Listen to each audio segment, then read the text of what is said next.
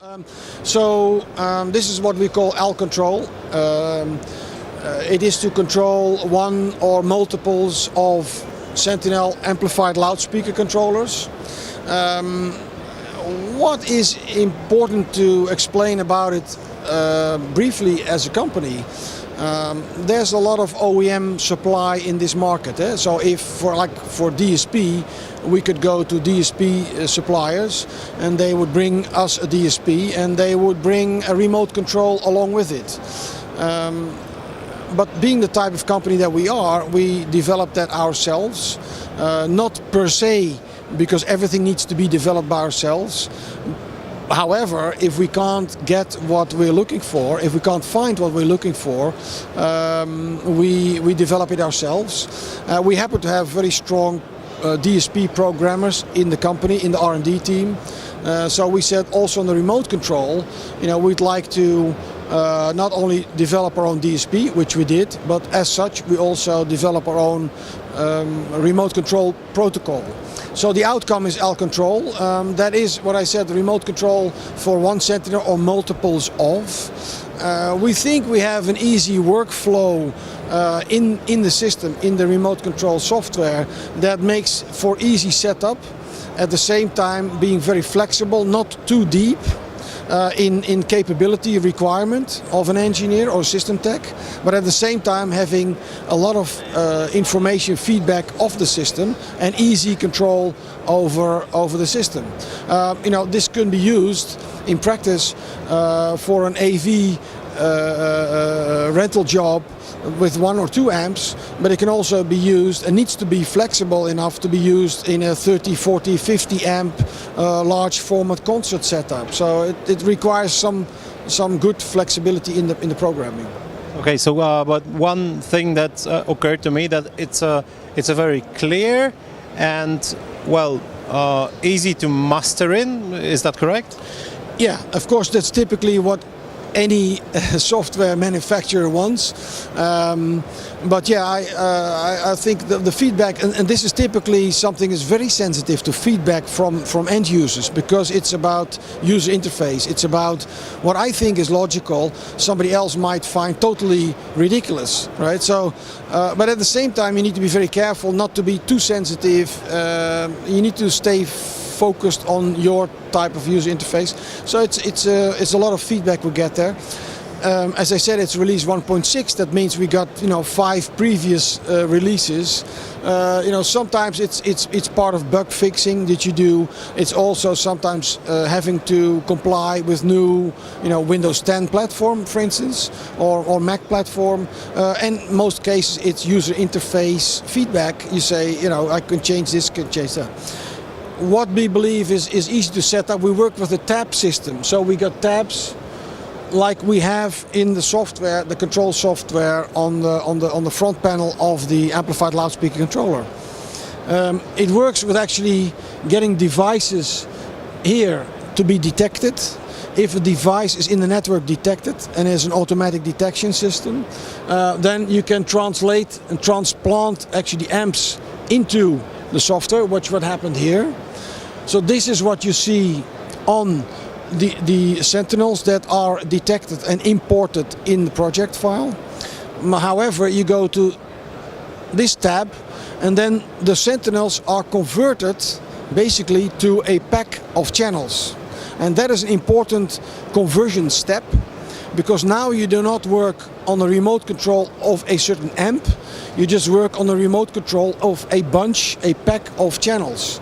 And that's very important, specifically in larger setups where not every amp is related to a speaker, but those 4 channels of the amp might be split up into 3 devices, 3 speakers.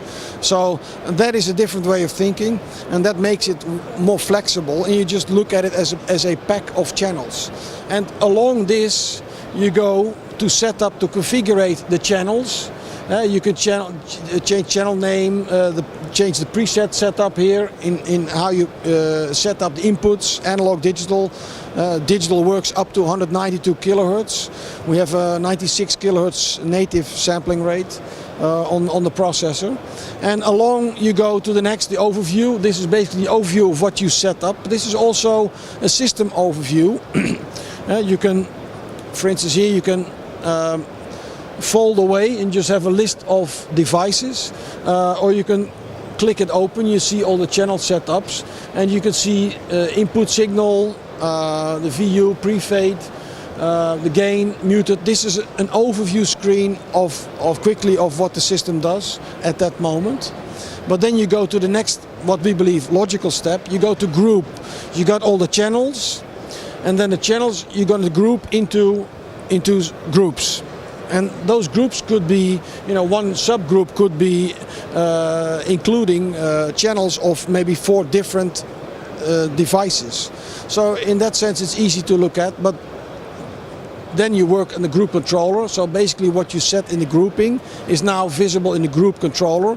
And you can have a master fader, a subgroup fader with its channels. And you can create groups, subgroups and subgroups of subgroups.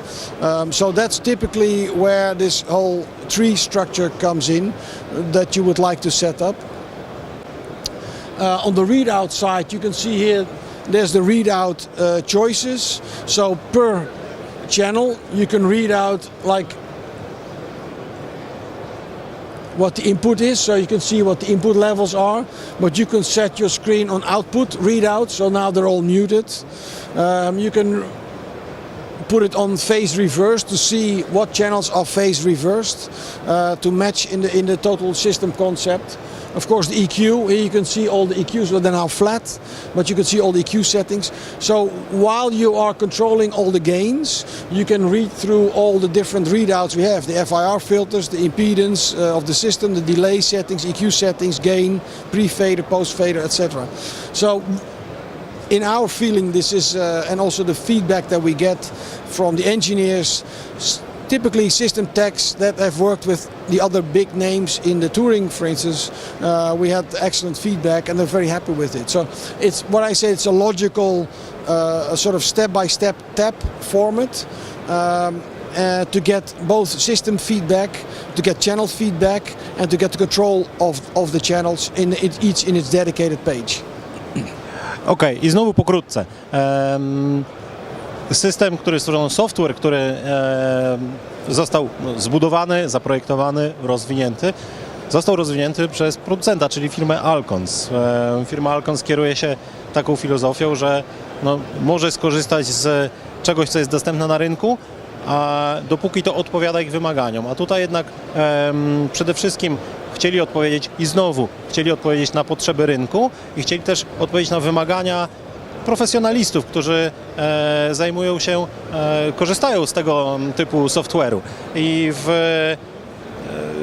zarówno z reakcji rynku, jaki firma otrzymuje, ale też w ich własnym odczuciu, powstał bardzo jasny, bardzo klarowny software, który może działać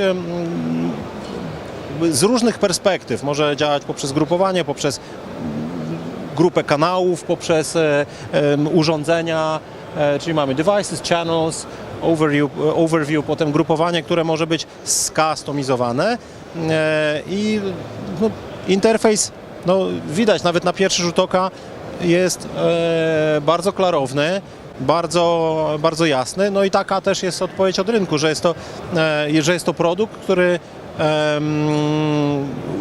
którego używa się w bardzo prosty i logiczny sposób. Także znowu tutaj przebija filozofia producenta firmy Alcons, że przede wszystkim stworzyć narzędzie dla ludzi, którzy tego będą używać, czyli przede wszystkim zbierzmy wymagania i odpowiedzmy na to, jakie są takie prawdziwe potrzeby profesjonalistów.